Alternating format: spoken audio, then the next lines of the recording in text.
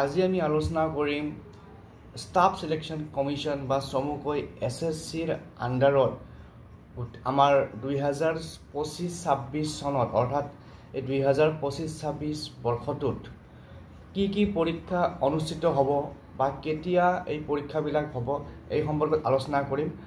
আশা কৰিছোঁ ভিডিঅ'টো শেষলৈকে চাব আৰু শ্বেয়াৰ কৰি দিব। নমস্কাৰ, মোৰ নাম শ্ৰী ভৱেশ ৰয় আৰু সকলোকে ওয়েলকাম জনাইছোঁ ইউটিউব চেনেল কেৰিয়াৰ আসাম 2024লৈ আৰু আশা কৰিছোঁ সকলোৱে ভালে আছে।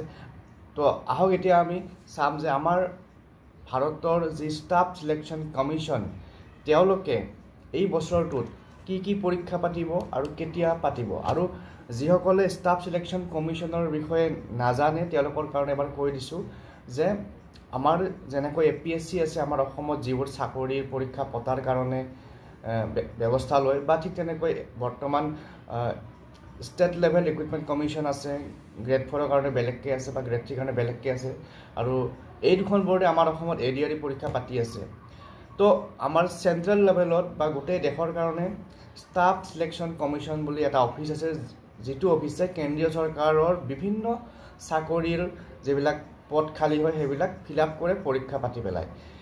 তো এইবাৰ বা এই বৰ্ষটো 2025-26 এই সময়ছোৱাত আমাৰ যি ষ্টাফ সিলেকশন কমিশন আছে তেওঁলোকেনো কি পৰীক্ষা পাতিব সেই সম্পৰ্কত আজি আমি চাম।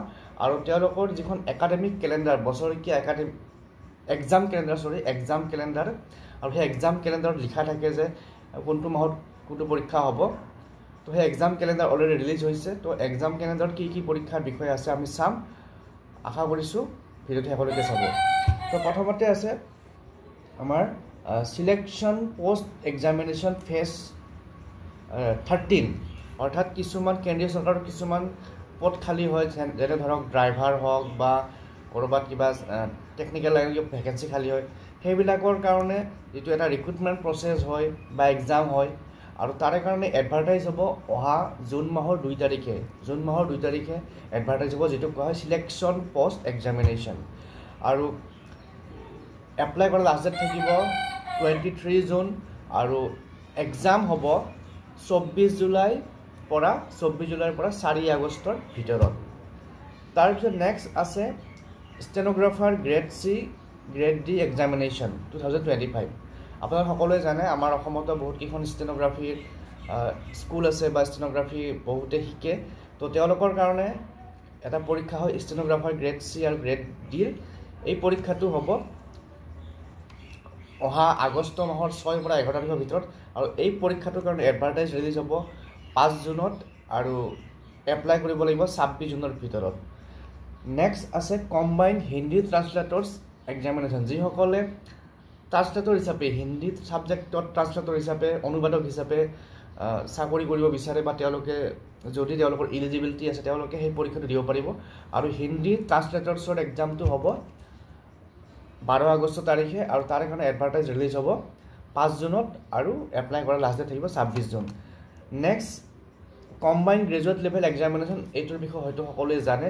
তো যিসকল আমাৰ গ্ৰেজুৱেট লেভেলৰ পষ্ট আছে আমাৰ কেন্দ্ৰীয় চৰকাৰৰ ডিপাৰ্টমেণ্টবিলাকত, সেইবিলাক পষ্ট ফিল আপ কৰাৰ কাৰণে SSC এটা পৰীক্ষা পাতে, প্ৰত্যেক বছৰে পাতে।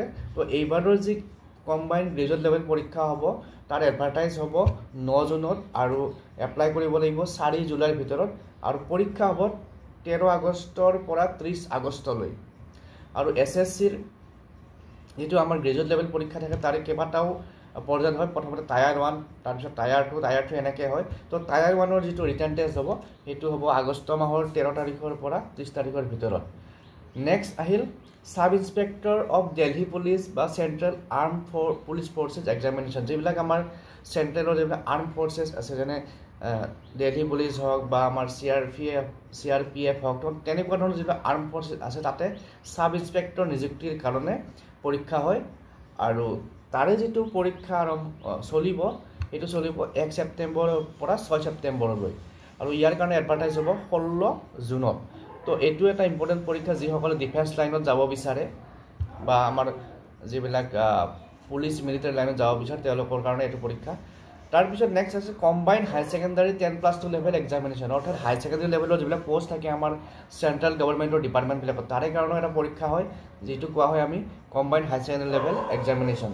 তো তাৰ যিটো নটিফিকেশ্যন হ'ব অহা 23 জুনত আৰু পৰীক্ষা হ'ব 8 ছেপ্টেম্বৰৰ পৰা 18 ছেপ্টেম্বৰৰ ভিতৰত। গতিকে ছেপ্টেম্বৰ মাহত পৰীক্ষা হ'ব আৰু এইটোৰ এপ্লাই ষ্টাৰ্ট হ'ব 23 জুনৰ পৰা, 23 জুন মানডেৰ পৰা। নেক্সট আছে multitasking non technical staff and havildar CBIN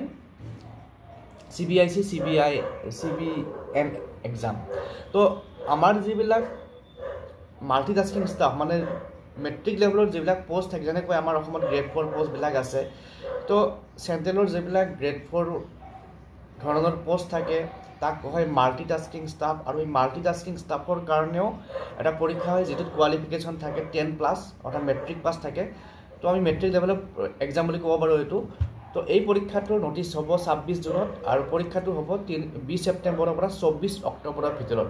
যিসকলে মেট্ৰিক পাছ কৰি পেলাই চাকৰি কৰিব বিচাৰিছে তেওঁলোকে এই পৰীক্ষাটো দিব পাৰে। তাৰপিছত নেক্সট আছে জুনিয়ৰ ইঞ্জিনিয়াৰ এক্সাম হ'ব, যিসকলে JEE পাছ কৰিছে তেওঁলোকৰ কাৰণে এইটো জুনিয়ৰ ইঞ্জিনিয়াৰ চিভিল মেকানিকেল এইবিলাক। তো তেওঁলোকৰ এডভাৰ্টাইজ হ'ব 30 জুনত আৰু এক্সাম হ'ব অক্টোবৰত 27 পৰা 31 অক্টোবৰ। Next constable driver male in Delhi police, Delhi পুলিচত ড্ৰাইভাৰ কনষ্টেবল নিযুক্তিৰ কাৰণেও এক্সাম এটা হ'ব আৰু তাৰ এডভাৰ্টাইজ হ'ব জুলাই বা ছেপ্টেম্বৰত আৰু এক্সাম হ'ব নৱেম্বৰ ডিচেম্বৰ 2025ত। ঠিক তেনেকৈ আৰু বহুতকেইটা এক্সাম আছে যিসকলে দিব বিচাৰে দিব পাৰে। মই আপোনাৰ একাডেমিক এক্সাম কেনেধৰণে দেখাই দিম তেতিয়া আপোনালোকে গম পাই যাব। মই এবাৰ আপোনালোকক মানে ৰিমাইণ্ডাৰ দি দিছোঁ। তাৰপিছত নেক্সট কি এক্সাম আছে, হেড কনষ্টেবল এক্সাম আছে, হেড কনষ্টেবল মিনিষ্টাৰিয়েল দিল্লী পুলিচ, তাৰপিছত head constable assistant wireless operator এইবিলাক কনষ্টেবল। নেক্সট তাৰপিছত আৰু আছে আপোনাৰ কিছুমান ডিপাৰ্টমেণ্টেল পৰীক্ষা হয়। তো এইখিনি হৈছে আমাৰ যি SSCৰ আণ্ডাৰত পৰীক্ষা হয় সেয়া। আৰু আজিৰ ভিডিঅ'ত এই SSCৰ লগত জড়িত এইখিনি কথা ডিছকাছ কৰিছোঁ। নেক্সট ভিডিঅ'ত আৰু এনেকুৱা ধৰণৰ টপিক লৈ পেলাই আপোনালোকৰ মাজলৈ আহিম। চেনেলটো যদি প্ৰথমবাৰৰ বাবে চাইছে ছাবস্ক্ৰাইব কৰি ল'ব আৰু ভিডিঅ'টো শ্বেয়াৰ কৰি দিয়ক আপোনাৰ বন্ধুবৰ্গৰ মাজত। ধন্যবাদ।